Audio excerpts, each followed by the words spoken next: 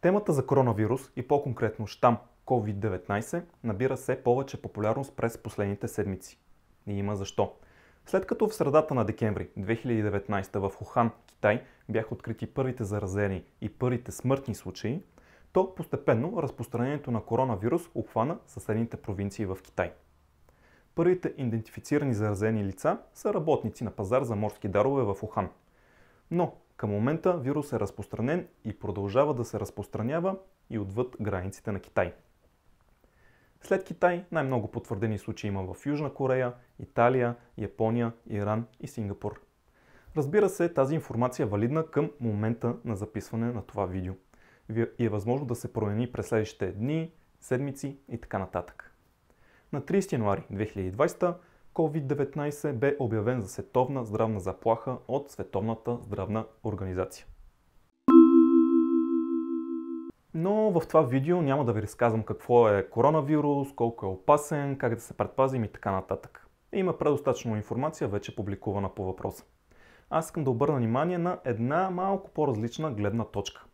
Малко е неуместно да говорим за положителни ефекти от разпространението на смъртоносен вирус, от който към момента са починали около 3000 човека в световен мащаб, но все пак, нека обърнем внимание на малко факти. Как разпространението на коронавирус влияе на отделянето на въглероден диоксид във въздуха. Ако отворим Уикипедия, можем да прочетем как през последните 200 години много промишлени процеси отделят големи количества въглероден диоксид в атмосферата, заедно с други замърсители.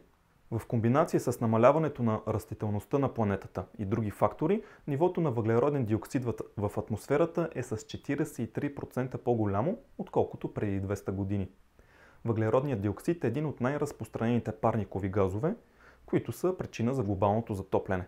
А както всички знаем, глобалното затопляне е един доста голям и сериозен проблем.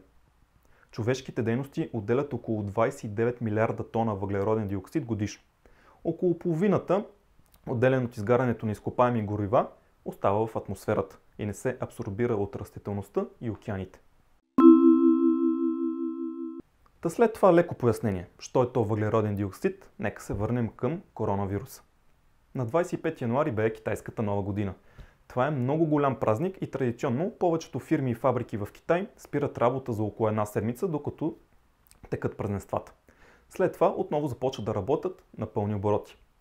Да, ама не и тази година. Заради разпространението на коронавирус, заводите и други предприятия останаха затворени.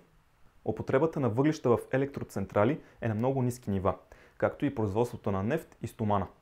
Самолетните полети драстично са намалени. Всичко това се равнява на около 100 милиона тона по-малко въглероден диоксид в атмосферата или цели 6% намаляване на глобалните емисии. Само на територията на Китай въглеродните емисии са с цели 25% или една четвърт по-малко в сравнение с същия период от 2 седмици преди една година. Положителен ефект има и върху нивата на азотен диоксид в атмосферата.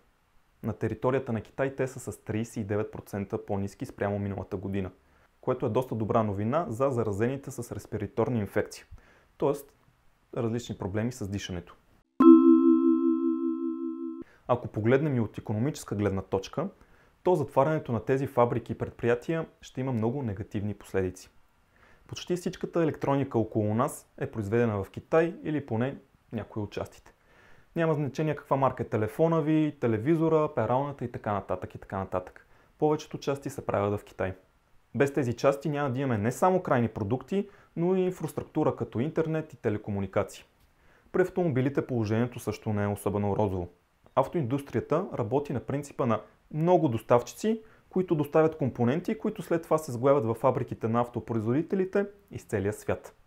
Дори само една част от, например, 2000 да не е налична. Например, да вземем въздушни възглавници. Дори само въздушните възглавници да не са доставени, а всичко останало да е налично, няма как да се сглоби целият автомобил и да се пусне в продажба. Правителството на Китай е в много деликатна ситуация. От една страна иска да овладее разпространението на коронавирус, от друга не може да си позволи фабриките да са спрени за дълъг период от време. Някои от фабриките дори започнаха да предлагат паричен бонус на работниците, които проявят желание да се върнат на работа. Разбира се, под доста по-строги хигиенни условия.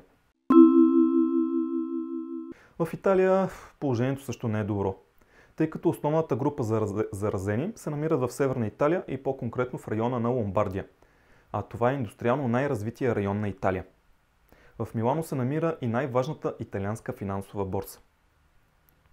Та общо взето положението с разпространението на коронавируса в момента е доста динамично. Тепърва ще наблюдаваме как ще се развият нещата и от към здравна гледна точка, и от към климатична, и от към икономична.